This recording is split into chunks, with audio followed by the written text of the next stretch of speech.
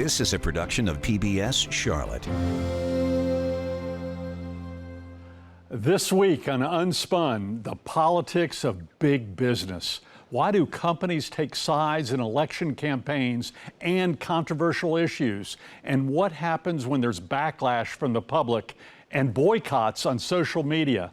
I'll also have my top 5 potential conflicts of interest between politicians and business.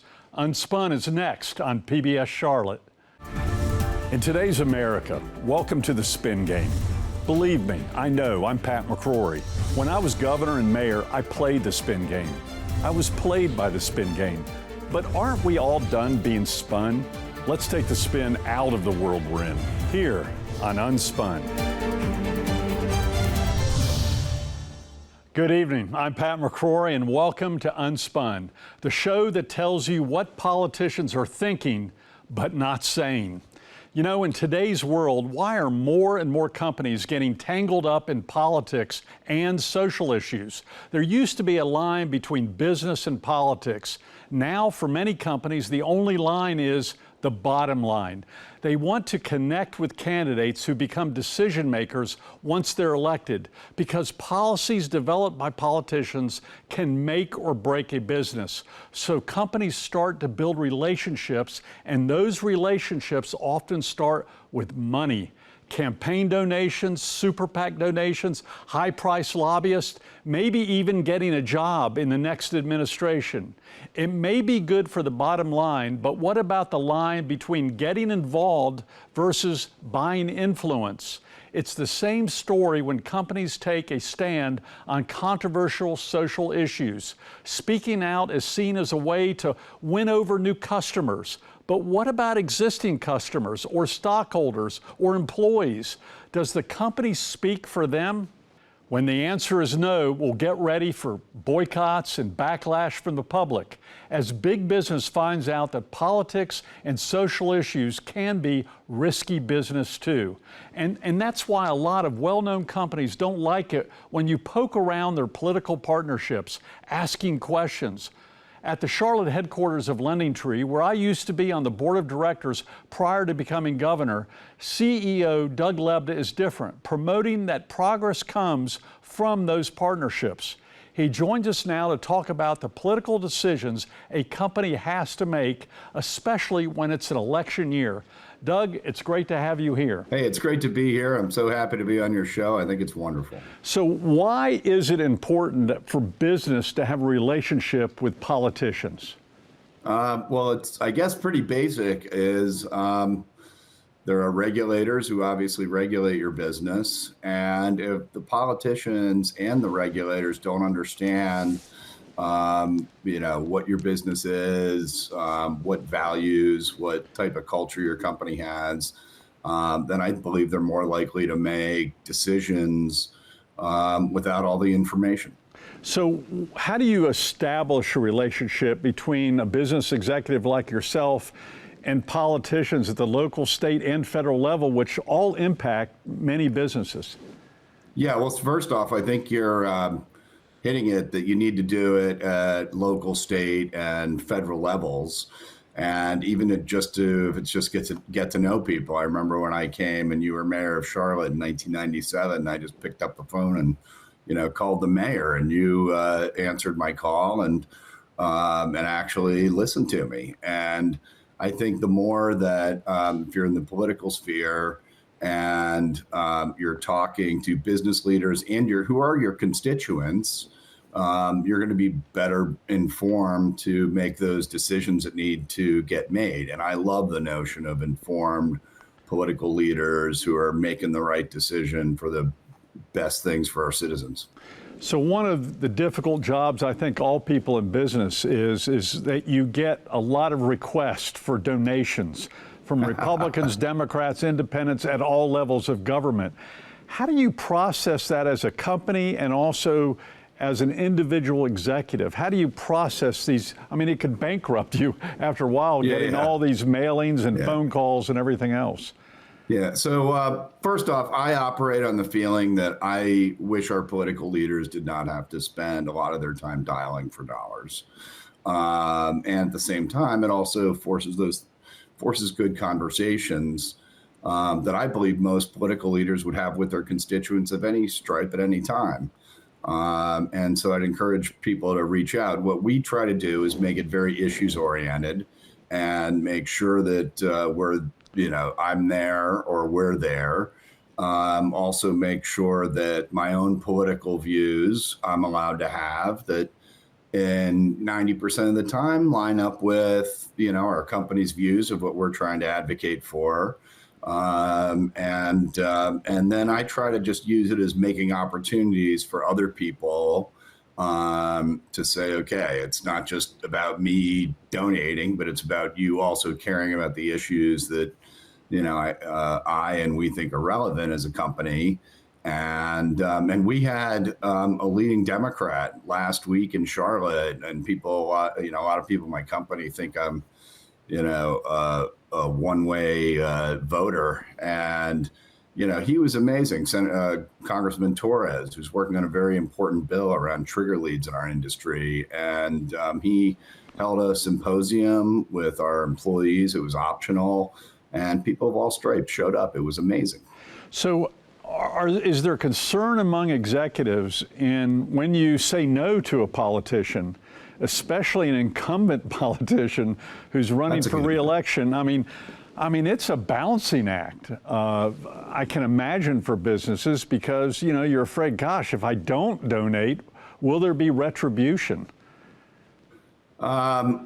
I tend to think that most people are well-meaning people and, aren't going to take retribution if you don't do that, and you try to make it issues-based. And I think for, probably 80-90% of the people who enter the political sphere, it's a compromise for them, financially and, with taking a lot of heat and, and they want to make change, I find. And what I find typically between the two parties is they both want to make change. They want to do it in different ways. And so you have to figure out ways to connect them, through the eyes of normal people, and what rationally makes common sense. And then don't just support one side. If there's a liberal congressman or a conservative congressman that really aligns with your issues, help everybody. I find that people actually donating to the political process makes them much, much more engaged in caring about the issues, not the other way around. The thing that I think is a big misnomer sometimes in the public is that a politician's going to vote for something one way or another because of your opinion. What I think it more is that politicians, some are going to resonate more with your issue and you're going to, then you're going to support them more, which is our constitutional process. I mean, It's amazing the way it works. Real quick, the people decide. A tough issue right now. There are so many social issues and I'm not getting into them. But a lot of businesses in the past 2 decades got involved in social issues. And now I'm seeing some businesses going, we're going to stay in our lane. Is that a tough thing for you? Do you get pressure from groups, right or left, to get involved in very divided social issues? We have not, and our screen for us is what's good for normal, ordinary customers in their financial services choices around the key decisions they're going to make, and we want to advocate for them. And then, therefore, we want to advocate for the businesses that serve them. And we'll do that with anybody, but I don't, I wish the government in general would stay out of most social issues. And, everybody should remember, and I think this is something for politicians to remember too, is that that the Constitution even says, the power not provided to the federal government should go to the states and everything else should go to the people. And a lot of times we forget that ordinary people working things out in a common sense way, doesn't need a law, maybe doesn't need a license, and just let people, work on it unless they're, doing horrible things to each other. Doug, in the final minute we have, lobbyist. The term lobbyist has such negative connotations. There's that industry lobbyist or controlling a politician. Why do you need lobbyists? Explain that process in the remaining minute. So the modern term for lobbyist is government relations. And I think that it is very beneficial. Many of these lobbyists specialize in one issue or one segment of issues. And if you want a person in government relations at the federal level or at the state level in certain states who knows about financial technology issues and consumer protection issues and has really, really great relationships, most importantly with the staffers. Sometimes it's the staffers who really get things done, not even so much the elected politician, who know what that person, feels and believes and get all the details together. And they do a lot of that legwork that you just can't do. It's the same reason you need a lawyer or a doctor. Doug, I can't fix my broken hip either. Doug, in 10 seconds, what are 3 words that you look for in a politician or a public servant? Trust and honesty and being, it's not more than 3 words, and holding true to your principles. I talked to somebody yesterday who I disagree with a bunch, and I told him, I said, the thing that I really enjoy about you is that, you went there to do a job and you're holding true to your principles. Even when I don't disagree with you, he takes the time to talk to me. Doug, it was great to hear a business executive's perspective on Unspun. Thanks so much, friend. Hey, thank you, and good luck with your show. I love what you're doing. Now, PBS Charlotte's Jeff Sonnier takes Unspun on the street to hear your thoughts on the politics of big business.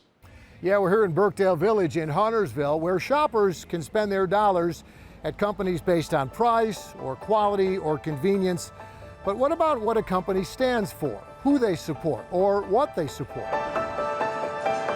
Would it influence you on whether to shop from a company because of a stand they took? It just really depends on the stand that they take. I really admire companies that say something and stay the course. Now, do I agree with every stance that a company makes that I purchase from? Probably not. I think they're trying to appeal to a consumer of a certain political persuasion. Companies, I find it interesting that they play both sides of that coin. They're not a person, yet they want free speech rights. But I don't think they're entitled to that. People are people, and companies are not a person and shouldn't have all the rights that a person has. And so I don't think they should be taking those stands. I do think people put more pressure on companies and individuals to pick a stance. They don't seem to mind it, I guess, but I think politics is such a tricky topic that my personal feelings is to stay clear from it. Things just blow up like crazy and can spread very quickly, and I think sometimes the message might be lost as a result. It's almost like a magnifying glass, that social media. It's not that companies haven't done it before, it's just that everybody notices it now. Yeah, I really think it might influence companies to take a step back a little bit more. Yeah, that traditional line between politics and business may be blurrier than it used to be, maybe because of social media, like a lot of other things these days. Pat? Thanks, Jeff. This is a tough issue. So what do you think about the issue? Email us your thoughts on the politics of big business to unspun@WTVI.org.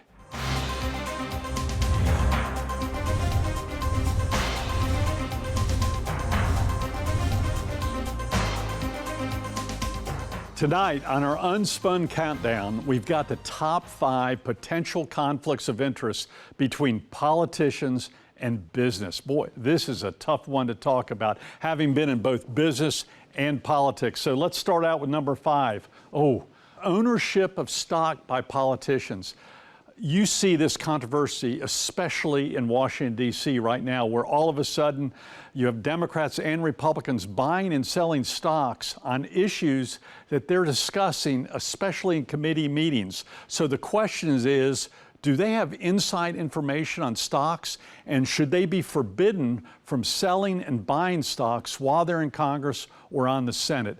Big issue that needs to be resolved on Capitol Hill.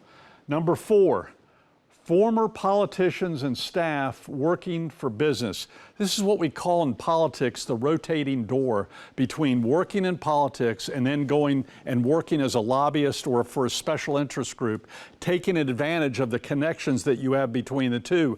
So the dilemma we have is this, is that some politicians are meeting with organizations that they might end up working for after they leave politics. And is that in the back of the mind of the politicians when they're actually voting on important policy? Very interesting revolving door in politics, and it's just not in Washington, D.C., it's also in our state capitol. Number 3, this is what I call friendships, relationships with lobbyists and business leaders, or maybe a better term is pseudo-friendships, because the fact of the matter is it's human nature that you become friends with a lobbyist because you see them every day walk in the halls or in the back halls of City Hall or the state capitol or the nation's capital. You go out to dinner with them, you go to association meetings over the country with these lobbyists because that's their job, and they're real good at building relationships with you.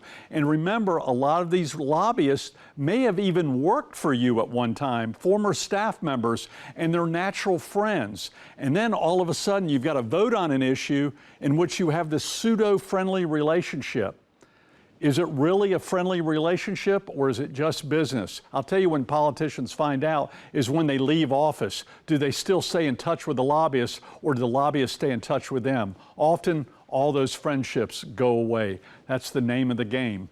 Number 2, business taxes that help pay for government programs. What I mean for this is that businesses pay the largest amount of taxes. It might be property tax, it might be sales tax, it might be income tax, it might be utility taxes, and it's that money that helps pay for a lot of the government programs that you want to provide to citizens. Therefore, you don't want to irritate those businesses so much that they might leave the state or even leave the country where you lose that tax income. Is that a conflict of interest? Interesting question. And number 1, well, of course, number 1 is raising campaign money, especially right before votes on important issues. This can happen in the city council on zoning issues. This can happen in the state legislature on major policy issues on finance.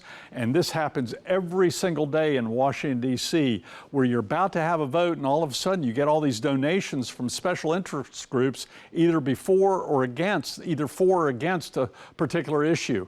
Does that influence your vote? Is that a conflict of interest? Should there be a barrier between when you can get political campaign funds and when there's a vote on a specific interest of that party?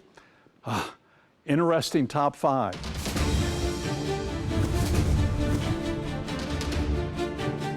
PBS Charlotte's very popular Jeff Sonnier joins me now for Unspun One-on-One. You know, Jeff, I'm getting tired of hearing feedback that, oh, that Jeff Sonnier is great. Well, you're the only one here, and it's the voices in your head, I suppose, That's right? That's great. Well deserved. Questions this week, they come from the headlines, they come from our topic. I ask them, you answer them. That's why we call it One-on-One. Let me ask you, you were a candidate for mayor, you were a candidate for city council, for governor, for Senate. When they show up with a check at an odd time, is that a red flag when a company's offering money, you know, right before a vote? I mean, was it a red flag for you? Yeah. Especially if it's people that you typically didn't deal with, and anyone that you've dealt with many times in the future would never do that. So it's usually someone that's maybe new to politics in Charlotte or in the state, who maybe did this where they came from. You know, they might have come from another government up in the Northeast where it was typical where you gave a check to a politician right before a vote. That hasn't been the norm in Charlotte, and I hope it never becomes that norm, but corruption is available everywhere. It's a legal thing to do, but you have to be very careful, and just the perception is wrong. And if it does sound like a quid pro quo, and especially if you keep any of that money for yourself, you're going to jail, and you should. Well, you know, you mentioned it doesn't happen very often in North Carolina or Charlotte, but it has. We've seen public servants in Charlotte, in Raleigh, and in the surrounding areas get investigated, get arrested. How do you tell the difference between a political payoff and a legitimate political contribution?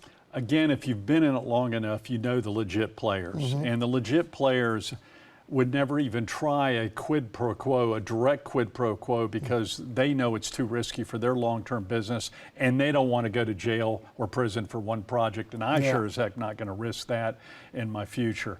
But there are a few people who want to make a fast buck who might want to do it, and then there are a few politicians who might want to make a fast buck or get that money into their campaign funds because they desperately need it, and they'll be tempted to do it. A temptation of money and power can impact politics, and you see a U.S. senator up north right now being investigated for that, where they found gold bars and money in his closet. Senator Menendez from New Jersey. That's exactly right. How do you control your staff? Because you've got a lot of people underneath you that are helping you make decisions, maybe diverting things to your attention, away from your attention. I guess you've got to be wary of them as well, right? In fact, sometimes you have to be more worried about staff because a lot of them are 25 to 35 years old. They might be looking for future jobs after you're either defeated or go on to another office. And some of the tricky lobbyists or tricky manipulators in politics would rather try to maneuver around staff, because staff, in especially Washington and Raleigh, have a great deal of influence in writing and influencing bills. Often where the politicians will look at a big, thick bill and they'll go, "Is this right?" to the staff, and they go, "Yeah, it's good." And they go, "Great." And maybe they don't know the staff has been unduly influenced by an outsider. Let me change gears a little bit. When you were governor, this state got embroiled in a controversy that involved gender identity and the use of restrooms and that sort of thing. Right. And our entire state became the target of boycotts from a lot of different companies.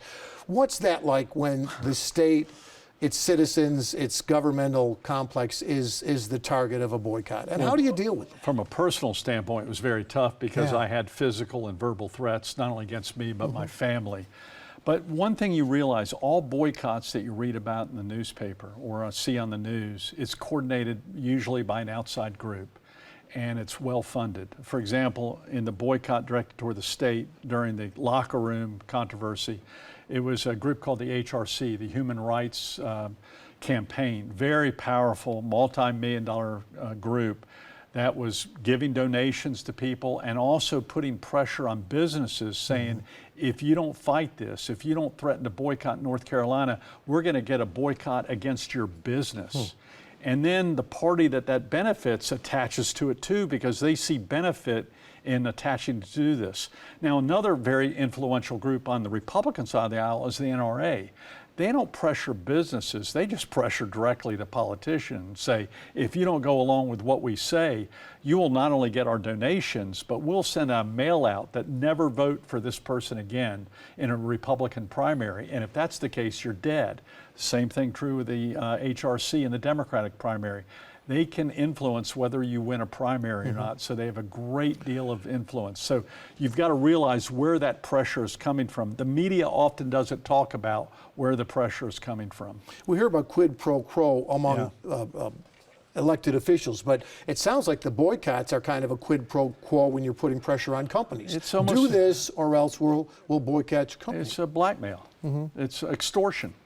But what's happened in the last 2 years is all of a sudden threats of boycotts from either the right or left aren't working because businesses are realizing this is impacting our bottom line.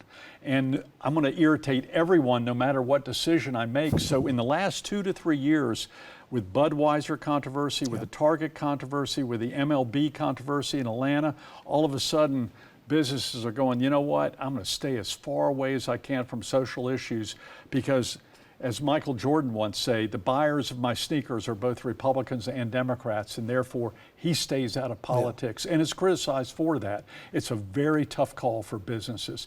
And then the businesses have to realize, who are they representing? Are they speaking for their stockholders, their management team, their customers?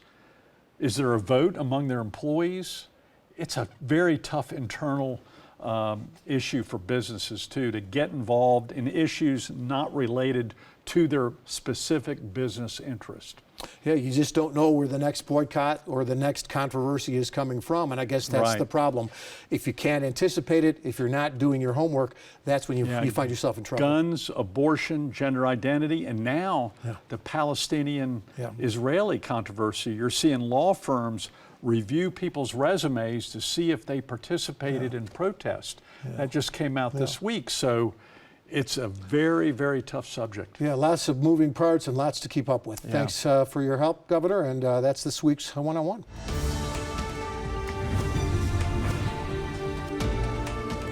This week on Unfiltered, I want to talk about who's really behind the bills on Capitol Hill that have a huge impact on every sector of business. Most politicians won't admit it, but there's a real lack of business acumen and leadership experience in today's politician. So when lawmakers pass a major bill that affects both for-profit and nonprofit businesses, chances are that bill was actually written by a lobbyist. Lobbyists then hand over the language word for word to staffers in Congress, staffers who often then leave government for more money with the same companies, including big nonprofit organizations that lobby them now and in the future. It's the new revolving door in Washington that we don't hear about here at home. It's also why lawmakers' staff is becoming more important to big companies than the lawmakers themselves. It's a lot easier working with a staffer that's trying to educate politicians on the basics of business, especially when many politicians are more interested in simply getting a check from those companies to help pay for their next election. Well, that's the reality as I see it. Thanks for joining us. I hope you'll come back next week as we explore the politics of problem solving. We'll ask Senator Thom Tillis why nobody in politics wants to make a deal anymore, and I'll count down the top 5 issues that both parties in Washington refuse to compromise on. That's on our next Unspun, where we'll tell you what politicians are thinking but not saying. Good night, folks.